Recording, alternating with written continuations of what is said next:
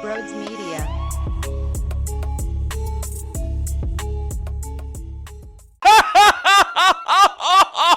Who counted Nick out? Nick with a bomb. Nick with an absolute bomb. And you win the game after he walked off Milwaukee yesterday. He follows that up when the team really needs one guy. Someone deliver a dub, I beg of you. And it's Nick Castellanos of all people. The guy is doing ridiculous things right now. And if he figures it out, you better be afraid. You better be afraid. If you're an opposing team and you see what Nola's able to do, you see what Stott's able to do defensively. That man looked like the Jumpman logo, did he not? Did he not look like the Jordan logo when he jumps 8,000 feet in the air and snags a ball that should be a single? It should be going into the outfield. You should feel disgusted and robbed in blind daylight,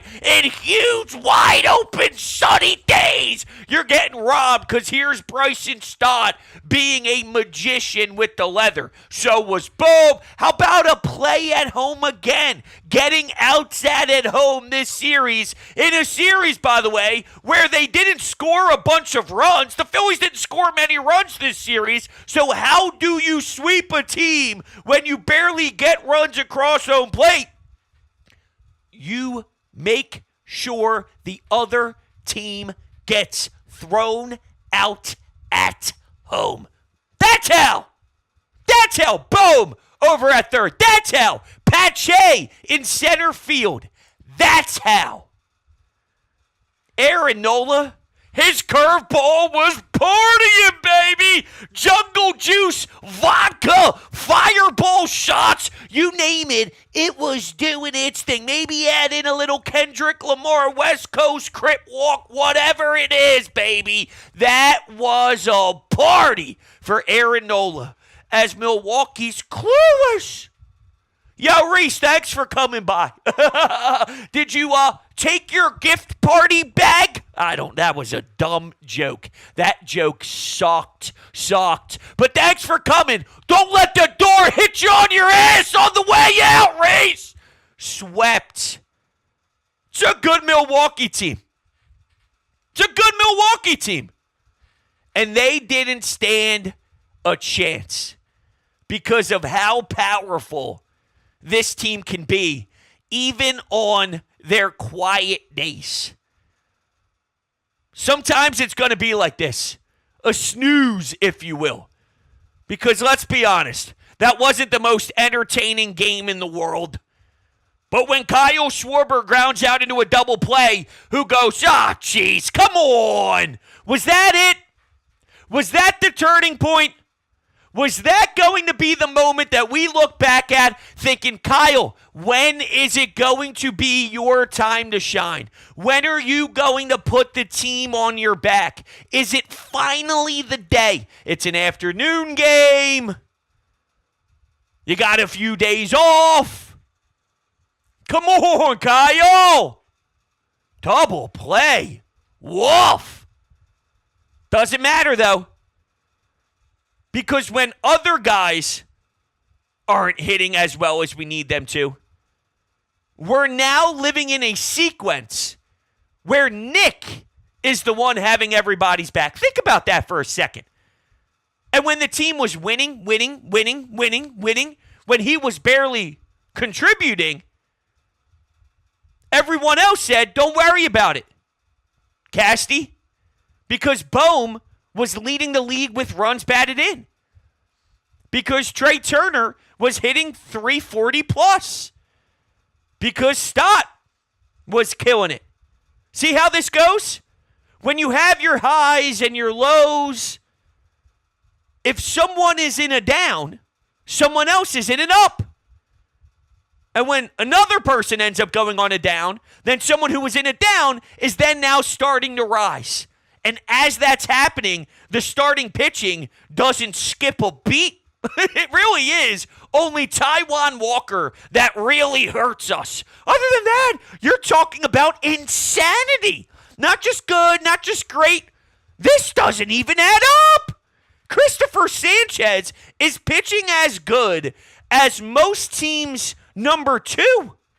And there probably are a lot of teams out there that would love, statistically, what Christopher Sanchez is giving them as a number 1. As a number 1. That's your 4. Oh, man. That changeup is as nasty as anybody's pitch out there, though. Let's be honest. That thing is sickening. But seriously, that's why this is able to work. Your starters are going deep. Your starters are barely allowing any runs scored. Your bullpen is able to stay rested, active, but not insanely to the point where you're relying on them and begging for them to step up on a night-to-night basis. But when you do need a little bit more, here's Spencer Turnbull giving you 3 innings pitched with 6 fucking strikeouts. So what they do here is defend extremely well, pitch extremely well, and then hit enough. In previous years, if their offense was struggling like it did today, you're not winning. And you're probably dropping 3, maybe 4 games in a row. They just swept. They sweep teams when they can barely get their offense to have a surge. That's the difference in the reality of this team compared to teams in the past. I really want you to let that soak in. Seriously. Let's take a listen to Rob Thompson and how he explains what this group of men is like, how he feels managing this squad. It's got to be one of the most electric feelings in the world to wake up every day, to throw on a Phillies cap, to throw on a sick Phillies windbreaker. You know, I was actually having this debate with myself, actually, and I might use it during one of my weekend WIP shows as a side topic just to have some fun. It's this time of the year. You could throw around some hypotheticals. But if I gave you an opportunity to stand next to Rob Thompson for an NLCS Game 7 game at the bank, would you choose that?